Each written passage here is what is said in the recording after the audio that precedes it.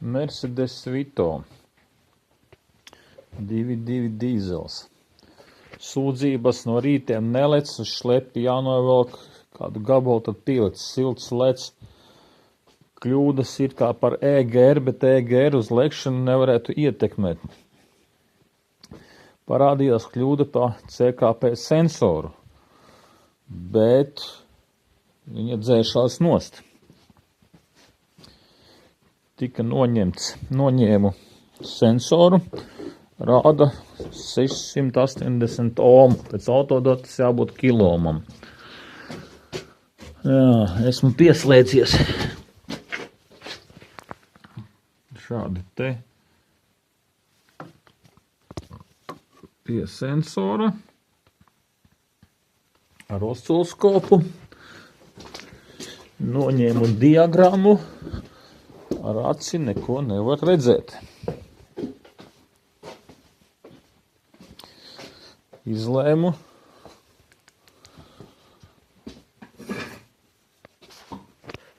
uzņemt saucamo CSS testu caur osciloskopu Pastolovska, viņam ir tāda funkcija, un man parādās signāls. Šī te līkne mums ir spēcīgs. Disks mums it kā viss ir kārtībā uz zobiem, bet kaut kas nav ar signālu, atšķirības starp zobiem. Un liekot testu fāze, tušgaitā mums it kā viss ir normāli. Paceļot apgriezienus, viņš arī vairāk pa jaudu arī neattīsta. Sāk te parādīties visādi ķiņķēziņi. Nu, nolēmu pasūtīt jaunu devēju. Skatīsimies, kas tur notiksies. Salīdzināsim pretestības un signālu formas. Vecais devējs 655 ohmi.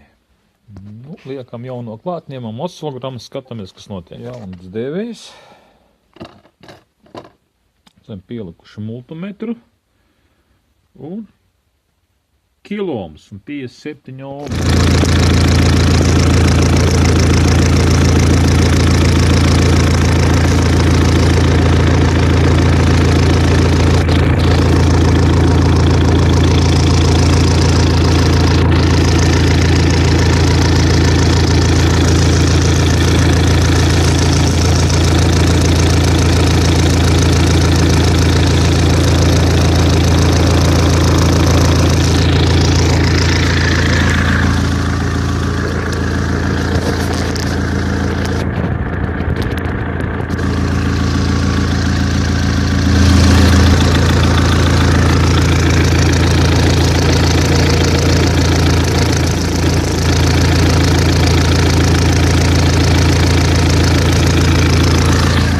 Gers dzīvo savu dzīvi.